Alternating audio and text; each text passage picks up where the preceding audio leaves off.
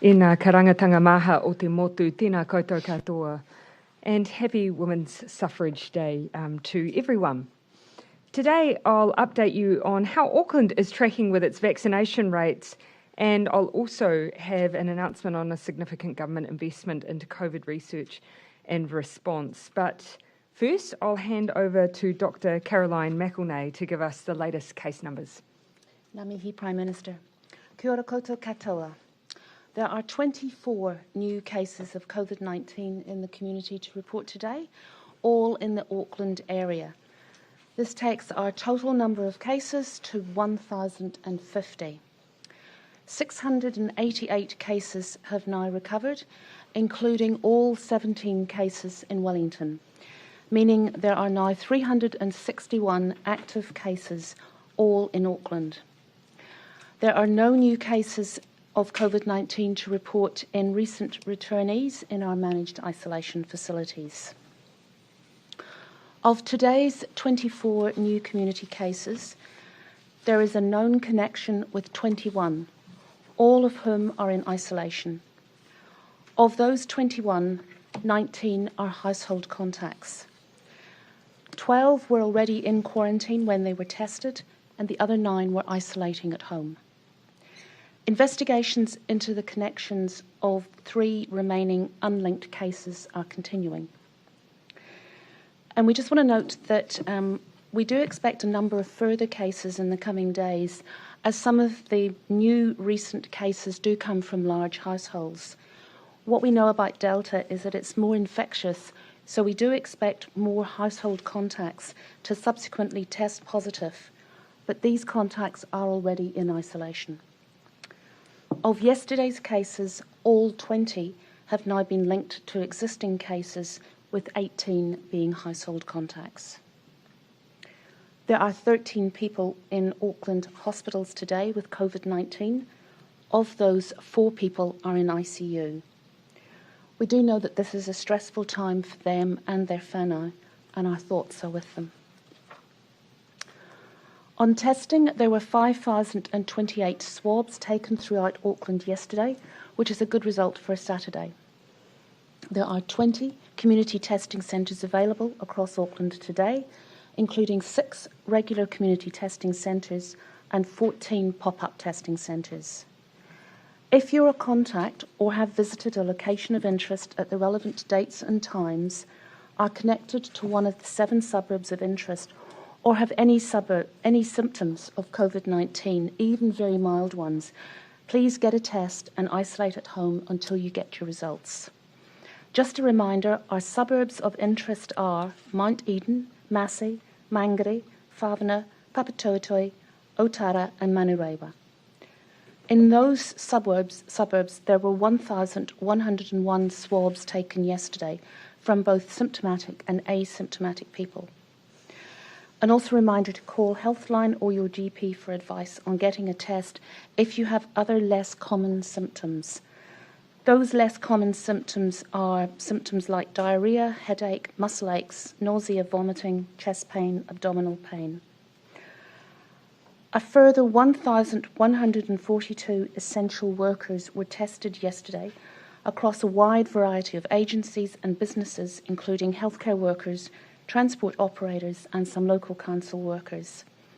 This takes to 26,703 the number of essential workers that have had an asymptomatic COVID-19 test since the 1st of September.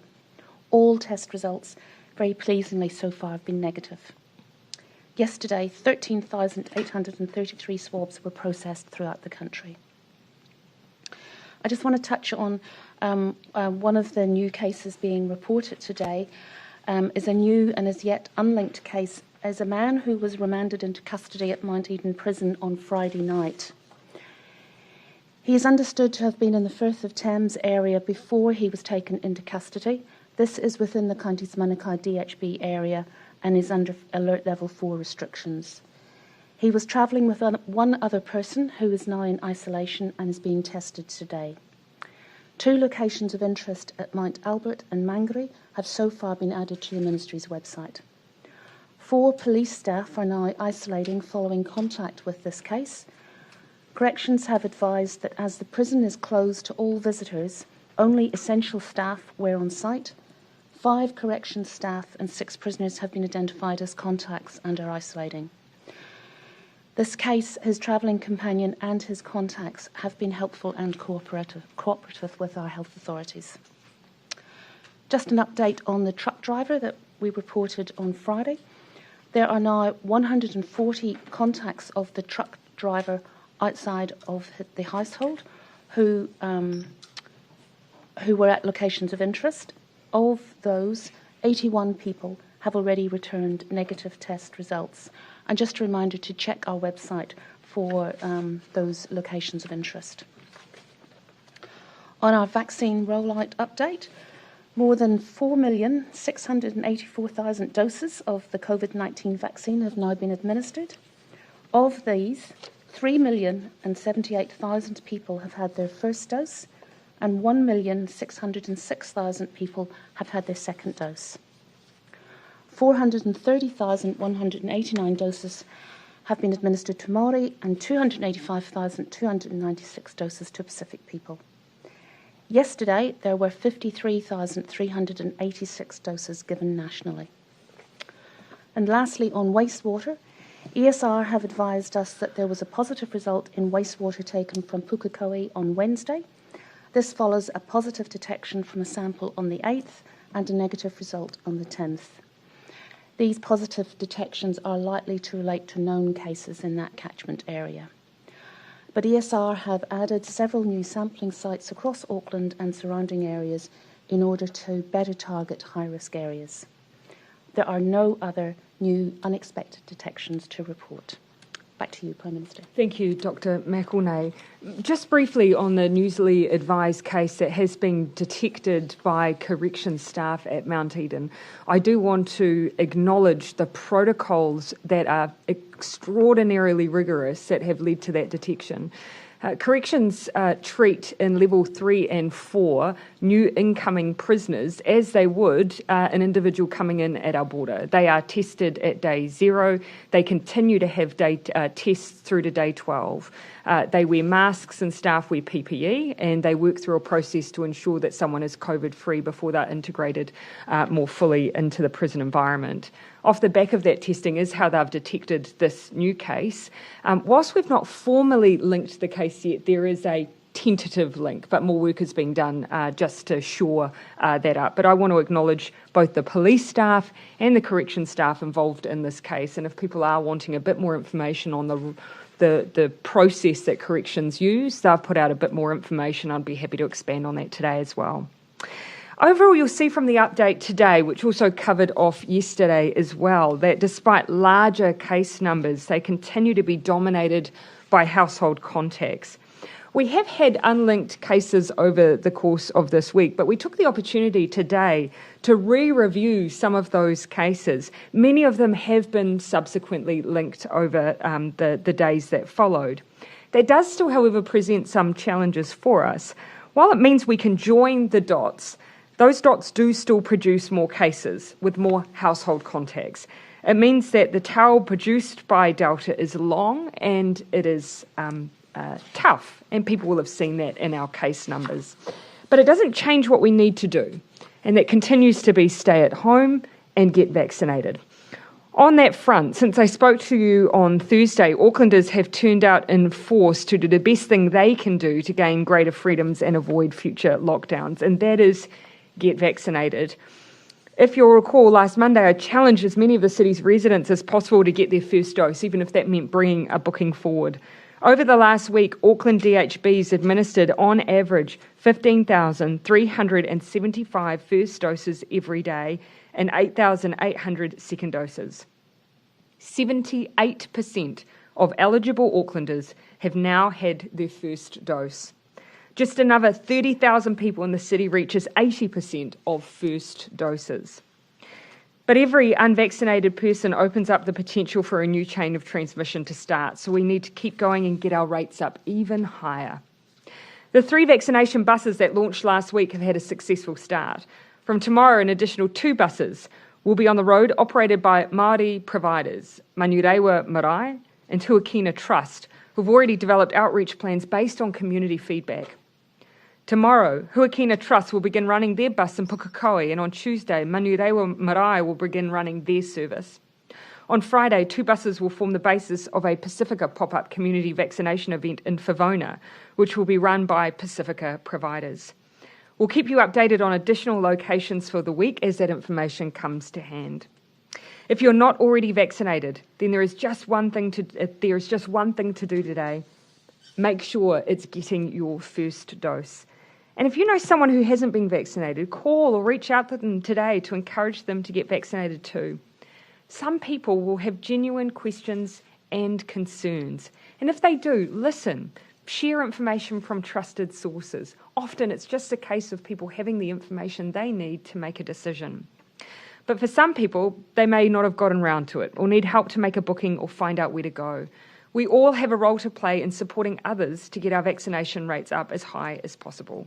It is free. There are sites open all across Auckland and the rest of the country, so please get vaccinated to protect your family and loved ones. Today, the government has also confirmed its commitment to research, science and evidence that has underpinned our response to COVID from the start. Since the emergence of the virus, our research community has worked tirelessly to help us contain it and save lives. And it's been this work that's helped us control the virus. But we need to make sure we keep up that work. COVID is not the first challenge of this nature we have faced, and it won't be the last. We need to ensure we are in a continual state of preparedness.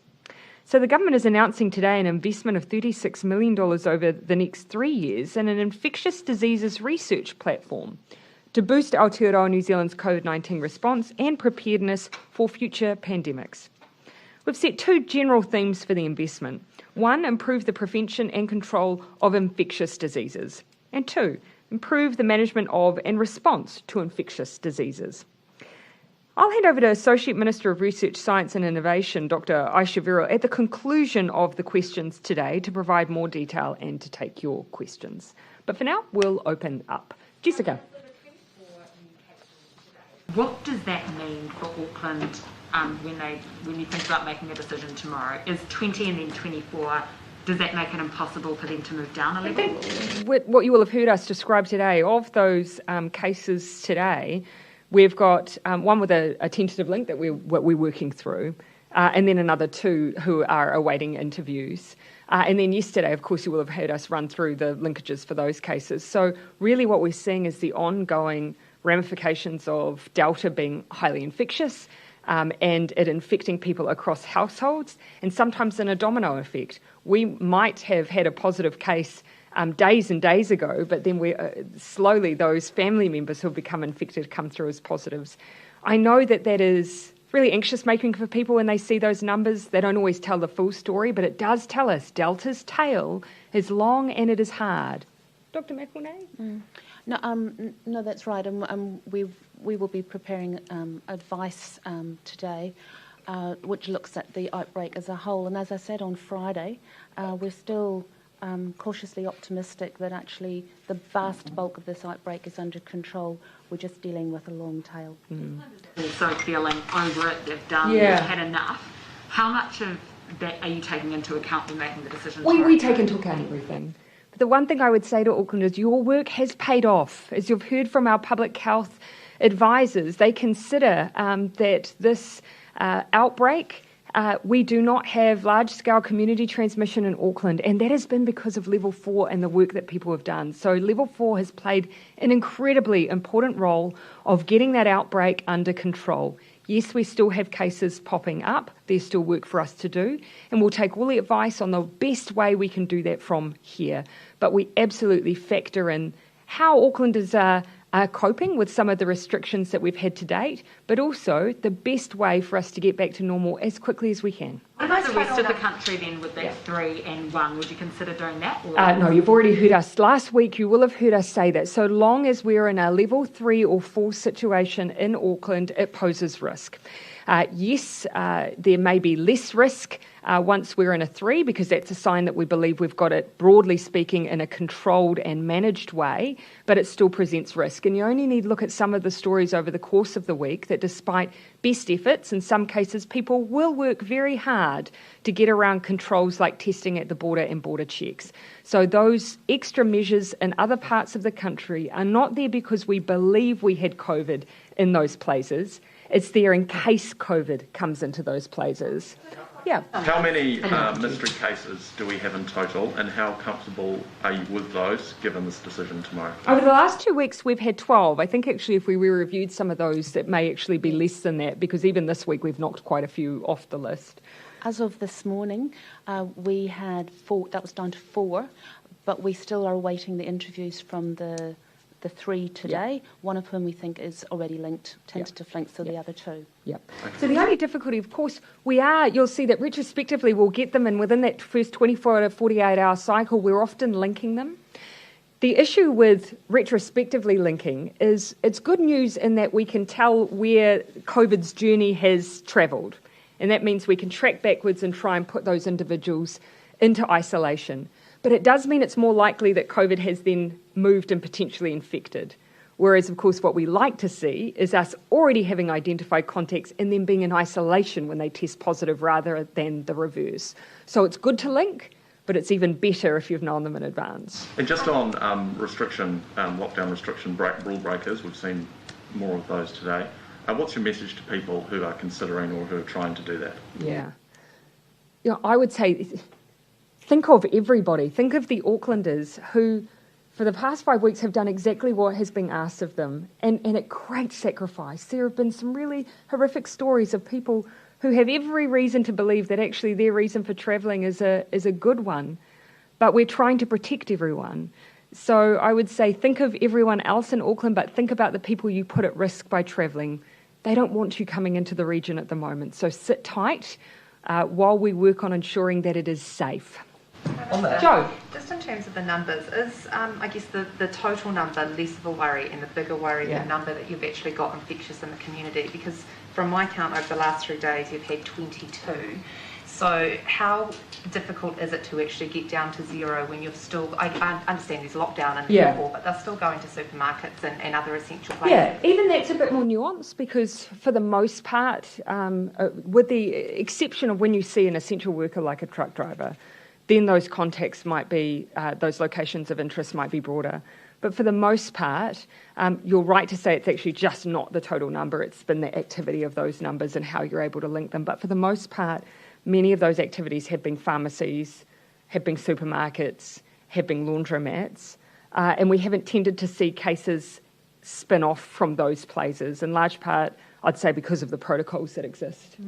And that's one of the reasons why we focus on the household contacts, because the household contacts are ones who already have had that advice to be in self-isolation or in a quarantine facility, so that reduces right down the ability for them to be infectious in the community. They'll still be reported as cases, but the risk obviously is much, much reduced. And Dr. McIntyre, you said before in one of your responses suggests that you were looking at the broader picture and you were pulling that together today. Can you just give a little bit more detail about what that is, what it will involve? Are you going to release it publicly? What's the deal with it? Well, we're still undertaking that. We're still finalising that today. We do that regularly. Provide our advice. I provide my advice to the Director General, and then you hear it. So that advice that Dr. McIntyre is speaking about is the advice that informs cabinet decision, and so it goes through Dr. Bloomfield, and then he provides that advice to cabinet. And when we come down, that is the advice that he's speaking to on his side. Work that's looking at the entire clusters. Alert. They span across what's happened across the entirety of the outbreak, but in more recent days to inform the decision over movement.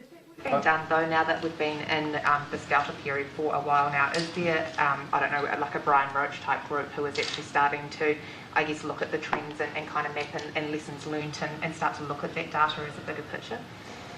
Well, I guess there are modellers who look at each individual outbreak, and I think the one thing that we're getting through consistently from them is that when you start getting to this part of an outbreak, it becomes a lot more difficult to model because of the size. We're dealing with smaller numbers, and you almost need to be able to pick up some of the intricacies of the outbreak, including size of households, to really be able to properly model. So, look, that work continues on an ongoing basis.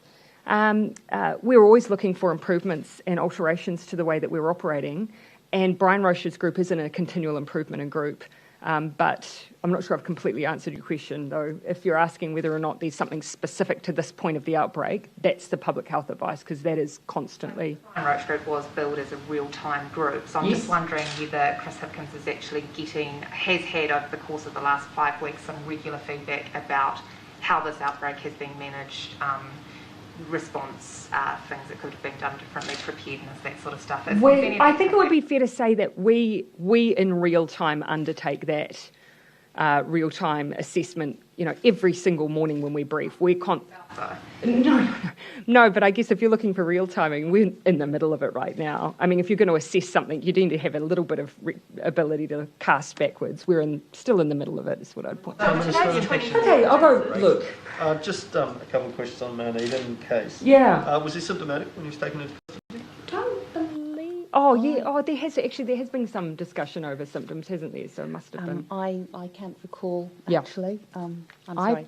I believe so.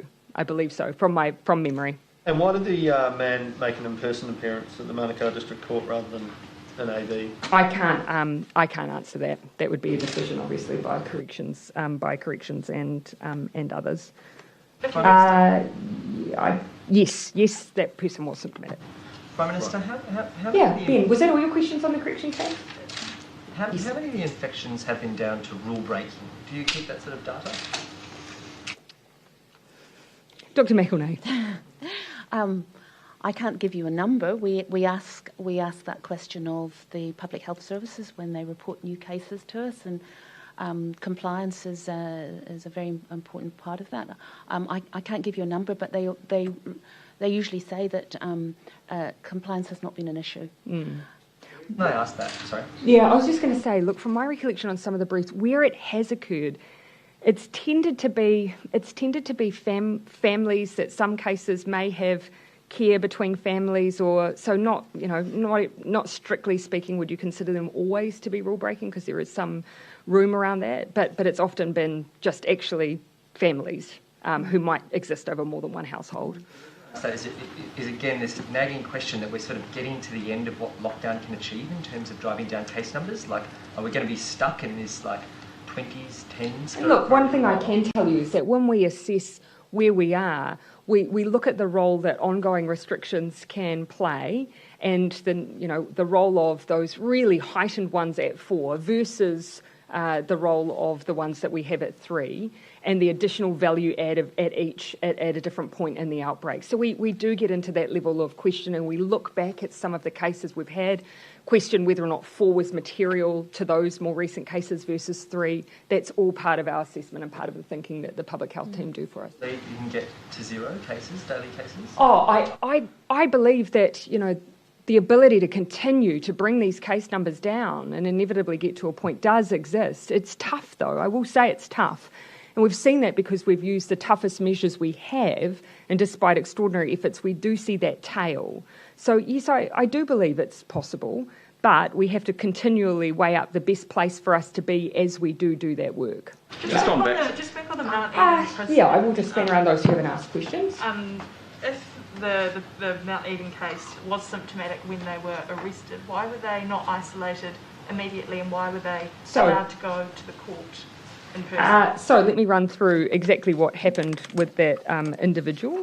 So they were tested as soon as I don't know whether they were reporting symptoms, so it would be unfair to say that they, as they were arrested, said, by the way, I have a sore throat and a runny nose. I'm not sure that it may have simply emerged as across the line of questioning. So according to Customs, newly arrived prisoners separately from those that have been in custody for longer than 14 days in prison, so they keep those new ones separate. Newly received prisoners wear masks, and our staff also wear PPE masks, gloves, eye protection and gowns to prevent future transmission. They have cleaning protocols for all areas in which they are separating newly received individuals from others. This individual arrived at 6:45pm on Friday night, was tested on arrival, which is standard. They're tested on day 0, day 5 and day 12. Had very limited contact with others. did have someone that they were in a cell with, which they are treating in a quarantine as a quarantined individual. Once they tested positive, they moved to a dedicated quarantine area and are being cared for by fully vaccinated staff wearing PPE, including masks, gloves, gowns, and eye protection. And then those staff have no contact with others, so they form a bubble. AFS worked with corrections on contact tracing, and it may be the case that some of the symptom onsets may have been discovered at that point. I can't answer that for sure. Where they've identified close contacts through the process of putting someone in custody, they're being treated in a similar way and kept secure and will be regularly tested. Of those police staff who were in contact with the individual, 3 were fully vaccinated, 1 partially vaccinated, and you imagine all the protocols there. When they were transporting the individual, they were all wearing N95 masks. So as soon as they had detained the individual, an N95 mask was applied for everyone for the purpose of transportation. They were tested as soon as they were taken into custody, and were they then taken to court and appeared at court while they were all waiting? Forgive me, I don't know when they, I don't have the dates and times of when they appeared. But keep in mind, this wasn't an individual that was tested because there were any concerns. They were tested as part of a routine protocol that corrections apply. Yeah. And just today's case numbers, Mm-hmm. you said there are 24 cases and 3 of them are unlinked, then there are 21 remaining. The prisoner is amongst those 3. Of the 3. Yeah. So you said there are 19 at household. The remaining 2, where were they infected? Do you know that information? So household contacts, and then there are what AFS call disease contacts. That's right. There was a known connection with the other 2. 19 were household contacts. My understanding is one was what the Public Health Service referred to as a disease contact, and the other was a known close contact. It's just the way you describe people who don't live in someone's house. So people who have contact in some other way. Yeah. So just on Mount Eden, have any judges or lawyers had to isolate as a result of them going to the court? I don't have that information in front of me either. Does someone have the date and time of when they were appeared? So just one other thing on that. Nope, no one in the room seems to have it. Oh, do you mean us? Yes, I was actually asking I was asking all of you. I'll see whether or not, what we can do is, you will have seen you've got a very full brief from corrections as to what they've done with the individual. I've got everything up until the point they were brought into the facility. What I can do is just ask for a little bit more information around what may have happened for the purposes of his appearance. Yeah. Sorry, the prisoner and the cellmate, do you know if they were vaccinated? I do not have that information, but I can tell you more generally around what the prison population is looking like for vaccination rates. Overall, 67% of the prison population have received 1 dose. I know that roughly 481 vaccinated at Mount Eden, or partially or fully, and 564 staff at Mount Eden. So because we've got individuals in a residential environment, they are high-risk individuals, so they have been part of the planned vaccine rollout. You can see there's a big focus on staff, and the reason for the focus on staff obviously is because they present a risk for bringing COVID into a facility. So that's why at level 3 and 4 they test everyone coming in. Staff have been a focus on vaccine, while Auckland inmates have been part of the first amongst inmates to be vaccinated. So, where in Thames, where on earth of Thames has the person been? And is it possible that they could be connected to that case right at the start of the outbreak that was kind of linked to the Thames Coromandel area? No, not at all. Where this individual has been tentatively linked is not linked to that in any way. Tentatively linked. My understanding is that it's all within the level 4 boundaries, so this individual hasn't crossed outside into an area that has lesser restrictions. My understanding is that in that area it was more a household contact. That's right, and the ARS and Kindness Manukau District Health Board are following up with the household and the contacts there, arranging testing of the household. We have a very good understanding of where this individual has been. Have we seen any transmission inside supermarkets or pharmacies, or are they primarily households? Here in Port, some people in Auckland are afraid to go to supermarkets. Yeah. Dr. McElnay, no, I don't believe we have. No, during alert level 4, we haven't seen any secondary cases that have developed because a person was at a supermarket. We have seen in some of our workplaces, we have seen staff who've become positive. I'm not aware that that's actually happened in a supermarket, but under the alert level 4 rules, supermarkets we consider to be very, very safe places, and we put out the fact that the supermarket as a location of interest, but our advice has been in alert level 4 that people should just watch for symptoms and get tested. Looking at those border breaches, is Auckland's border controls, are they failing? No.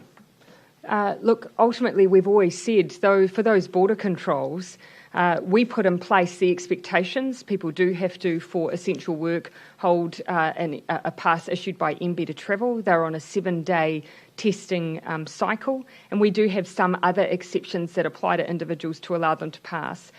However, people in some cases are not telling the truth. In some cases are using dishonest methods to be able to get through, or in some cases are using what are legitimate purposes to then go and undertake activities that are not in keeping with the rules. But the reason that we have the rest of the country currently in a level 2 environment is as a layer of protection for some of those things occurring. We do everything we can to make sure that we have measures in place, but we also know we are dealing with human behaviour. There will be individuals who seek to break the rules, and the best third backstop measure is for us still to have restrictions in the rest of the country just in case. Black hats, they've now... Oh, sorry. I'll come to you and then I'll come back to you just then. Just on those 60 or so people who are yet to test negative who are contacts of that truck driver, what regions are they in, and will that factor in next week whether those regions will get those additional freedoms under level 2? So I'll come to Caroline. I don't have the details to hand, but those will have been people who were at the locations of interest that were posted for the truck driver, and from recall there were a couple of those in Mount Maunganui and a couple in the Waikato, and those individuals will have contacted Healthline and then will be on our system. So we would expect that the rest of them who've been asked to get tested will get tested, and we'll get those results through in the next few days. On the black caps, now that they've left and flown out, what kind of threat was made against them, and who did it come from? So you will have seen that we've already made statements around the threats that affected the game for Pakistan and the New Zealand cricket team. And the way that we've described them as has been as credible and also direct and targeted. There isn't much more that I can say beyond that, although we really do support the decision that was ultimately made by New Zealand Cricket to bring the team home. In terms of the process and how that happened, when were you alerted to that? Did you let them know, or did they let you know? It was a matter of New Zealand and New Zealand agencies letting the New Zealand cricket team know about the information that we had in our possession. As soon as that was cited, that information was shared with New Zealand Cricket. How would that work with MIQ as well? Yes. So work is being done at the moment to try and accommodate, because obviously there's some different, their movement back into the country is sooner than was expected.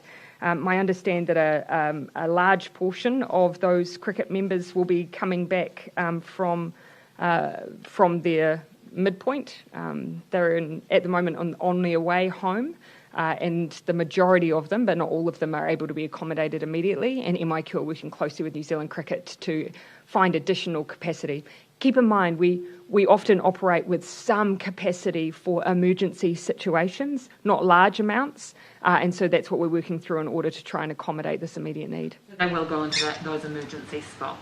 They are being accommodated, whether or not it's through some of the emergency contingency that we have, and we keep that available in case for any reason we need to close down another facility or so on. So we are finding ways to accommodate them. Not all of them, however, at once, because obviously we don't always have capacity for that. Did our Just on MIQ. Is this on the cricket as well? Yeah, did our Five Eyes partners tip us off to that threat? You'll understand why we are not in a position to give further information as to the nature of the intelligence, other than to say it was a direct threat and it was a credible threat. They made the right decision. Prime Minister? New Zealand government got this information on Friday, and then let New Zealand Cricket know? Yes, that's to the best of my recollection, the timeline. And just more generally, I mean, New Zealand cricket team flying into Pakistan, it's right next door to Afghanistan, both ISIS, Taliban are active there. it's on the extreme risk list. I mean, what do you think more generally of the original decision that was made to travel there before this explicit threat?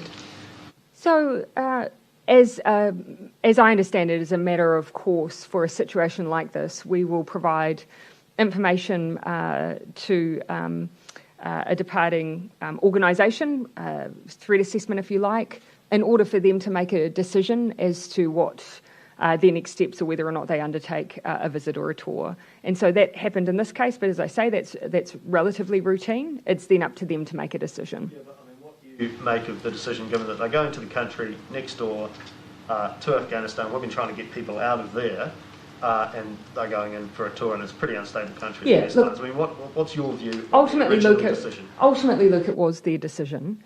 Subsequently, additional information came to light, and I believe that they made exactly the right decision in acting on that information when they did. Prime Minister, it was good to see Winston Peters pop up on the TV today, looking well and double vaccinated. Do you agree with him that New Zealand not being involved in AUKUS was likely down to, quote, sending the wrong signals after the election, and he cites reduced defence spending and the new Foreign Minister's direction? No, unless he considers those signals to be legislation we've had since the mid-1980s. I think that's probably one of the strongest signals to those who were deliberating on this arrangement. New Zealand has a very firm, long-standing principle of not allowing into our internal waters or indeed supporting vessels that are indeed fully or partially powered by nuclear power or hold nuclear weapons. So that's the signal, and it's been a long-standing one. Second to that, I would say that our other really important principle has been independent foreign policy, and I stand by that also.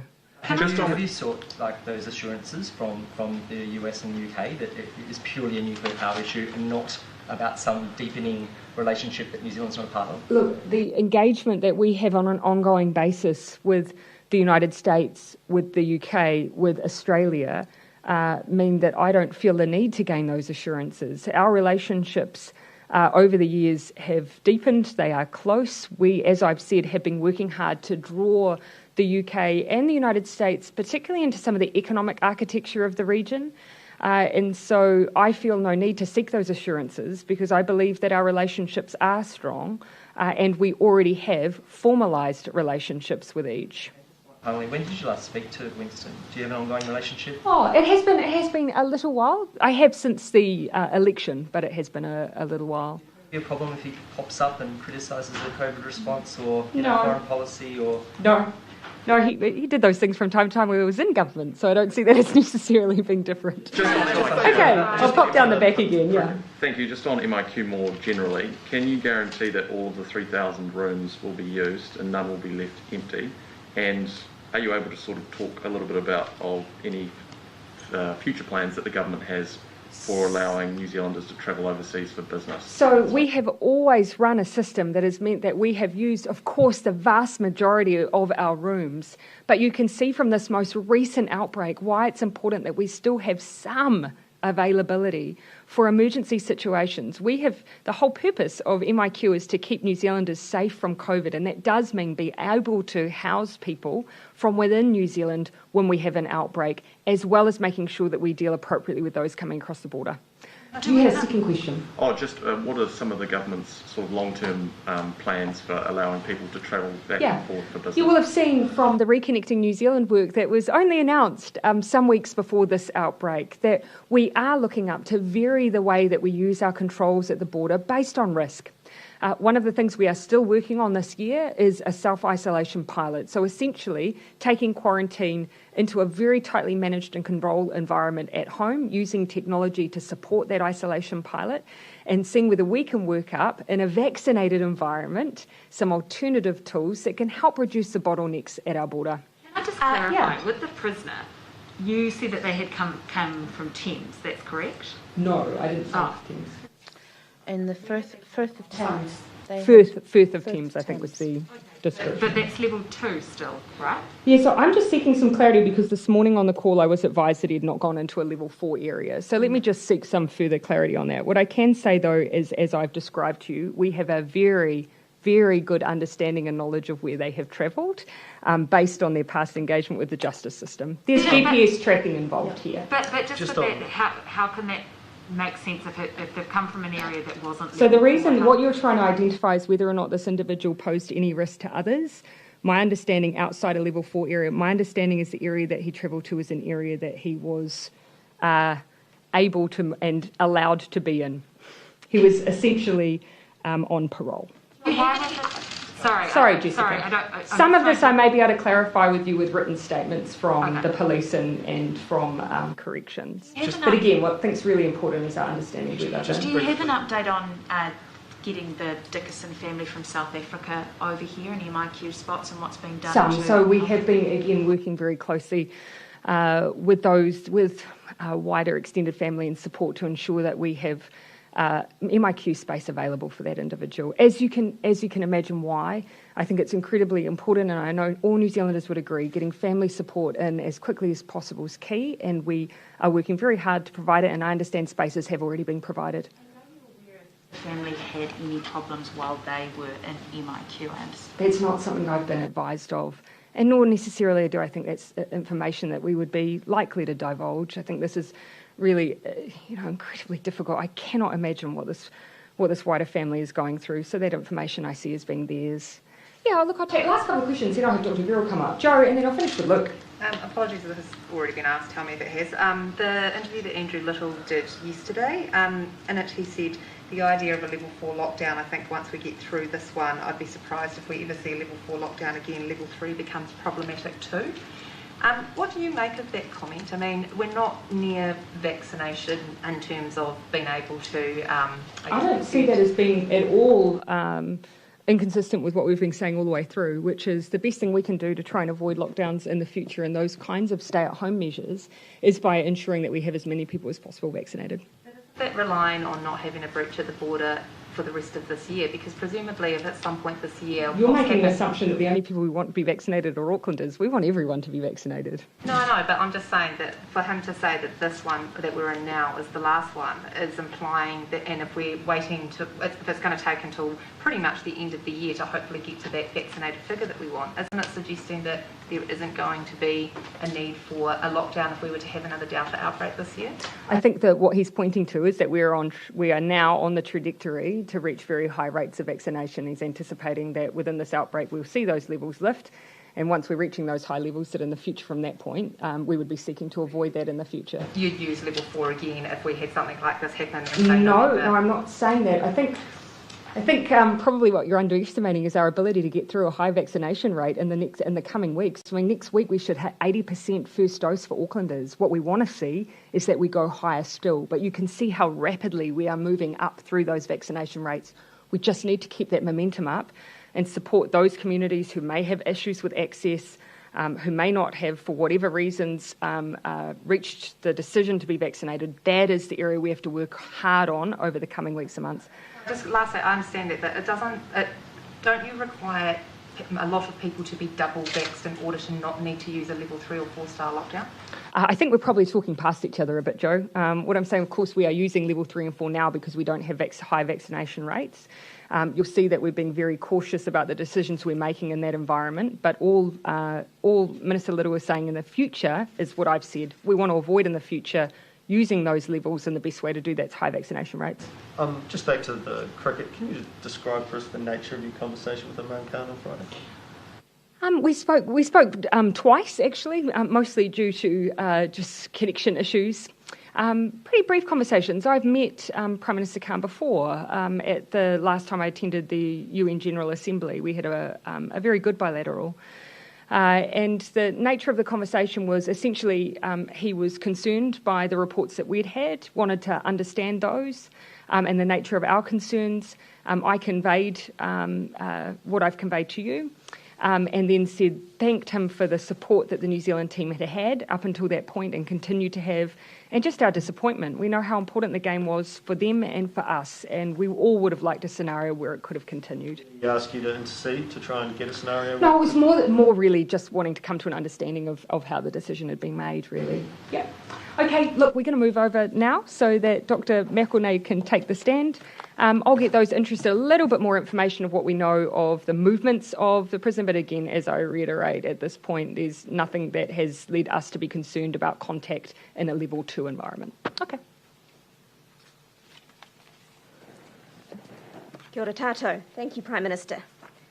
I want to thank New Zealand's research community for their valuable contribution to the COVID-19 response. Scientists have helped us save lives through contributions that span across epidemiology, modelling, genomics, diagnostics, infection control, and much more. When the pandemic hit, scientists either volunteered time to support the COVID-19 response or received ad hoc grants for small pieces of research. In order to sustain the contribution of cutting-edge science to the pandemic response and ensure our readiness for future other infectious diseases, we are investing $36 million in a new research platform. As a former infectious diseases doctor and researcher, I know the lack of a dedicated infectious diseases research fund has been a long-standing gap in our domestic science capabilities. This new fund will focus on areas such as better understanding of disease transmission, further vaccine research, diagnostics, surveillance and therapeutics. I want to encourage researchers to collaborate and make connections in ways that mean the research will have maximum impact. This includes connections with health agencies so research can inform policies and clinical practice. It's also crucial researchers work with Māori and Pacific communities to understand what's most important to them and deliver research that will improve the lives of people in these communities. It's important that we develop public health interventions that are appropriate for our community. Otherwise, the inequities that characterise this pandemic will happen again in the next one. The Infectious Diseases Research Platform will be funded through the Strategic Science Investment Fund and managed by the Ministry of Business, Innovation and Employment. The SSIF, or SIF, funds investment in research programs which have a long-term benefit to New Zealand's health, economy, environment and society. First, MB will select a host organisation through a contestable process. The host will coordinate work with the Research Centre, MB, the Ministry of Health and representatives of Māori and Pacific communities to develop large-scale, integrated and a collaborative program of research, what we call a research platform.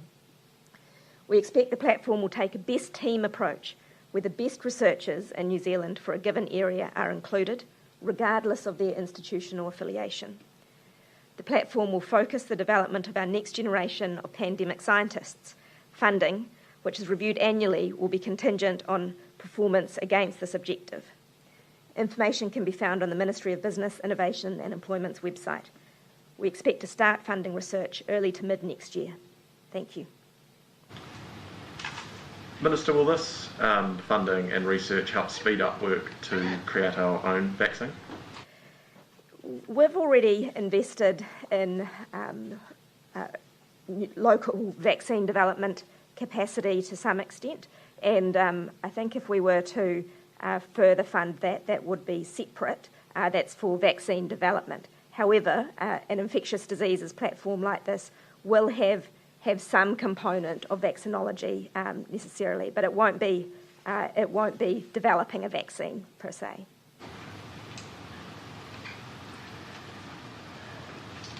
How long is that fund going to last for the 36 million? It's a 3-year fund. Is that sufficient in terms of, given how much this has cost us so far for a pandemic? Is 36 million going to go far? Yeah, I think it's really important that we provide this funding now to let researchers get underway. And particularly for the new researchers we want to see come through, for them to have the opportunity to start their research career working in this pandemic. We'll need to make decisions about future funding when the time comes. What specific countries are you talking with at the moment in terms of sharing research with one another, perhaps through this fund? The scientists involved in this fund will be some of the best infectious diseases scientists in New Zealand, and through them we will be able to have international collaborations, but the fund is for spending in New Zealand. Minister, can I just ask, with your sort of knowledge of how the virus works with that hat on, just what I took from the Prime Minister before in terms of what would be required if we had another outbreak in the next few months?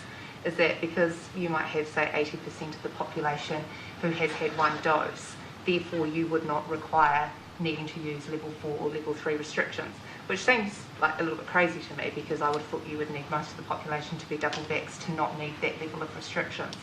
So in terms of that, what would your advice be if there was to be another outbreak in, say, 6-8 weeks' time? Would you still need that level 4 lockdown style to deal with that? I think if we're looking at a 6 to 8 week horizon, I think there is an awful lot of difference we can make in that time to the protection we have against large outbreaks. We are past 70% vaccinated, approaching 80% in Auckland very soon. We are starting to get up to the levels where we have far more options, so we just need to keep going with the vaccination rate as it is. That high number at the moment is for one dose or being booked to have a dose. Does the bar need to be 2 doses, I guess is what I'm asking. Indeed, 2 doses and a few weeks past 2 doses gives the best protection. And you'll recall that what the modelling that we've discussed previously from Te Puna Matatini says that there isn't a threshold at which we get markedly better public health outcomes. But as you start to get higher levels of vaccination coverage, outbreaks become smaller and less frequent. So we're rapidly approaching those sorts of levels, but we just need to keep going. Just on those vaccination rates, the 7-day rolling average has dropped recently. Is that a supply or is that a demand issue? We have plenty of supply. I think we do need to make sure, and we are, that we're encouraging everyone who isn't yet vaccinated to come forward, and you've seen that we're continuing to do that. There's 6 different ways most people can get vaccinated within their community, so we're really pushing for people to come forward now. There is plenty of capacity and plenty of stocks to get vaccinated. While we're thinking about new things to fight COVID and infectious disease, should New Zealand have a CDC, do you think, in the new sort of health reform? Should that be part of it? I really hope the fund we've announced today will build linkages between scientists and our public health institutions. As part of the health reforms, we'll be developing a public health agency within the Ministry of Health, which will be a place where our public health officials, who are well versed in COVID and many other infectious diseases, will also be able to benefit from strengthened technical expertise that we will be growing through this research investment. Sorry, Dr. Nakone, you're still here, but this may be a better question for you. Taranaki's vaccination rates are the lowest in the country. What are we doing to bring those up? I know that Minister Little had a meeting with Taranaki iwi, I think on Friday, in order to make sure that we had identified any concerns that they had and how we could better work with them, and we are in constant contact with the District Health Board about how that rollout is going. Does it worry you it's been this long? I mean, Minister Hipkins and Dr. Bloomfield have literally been talking for months about how woeful Taranaki is, and they're still woeful. Yeah, we need to make sure that we're achieving high vaccination rates across the country. You would have heard the Prime Minister say that many times, that it is not just enough to have a national average, but to protect individual localities from outbreaks, we do need to reach a high level, and we're focusing on those. We are having conversations with those areas where the levels aren't as high as they are elsewhere. Thank you. Thanks very much.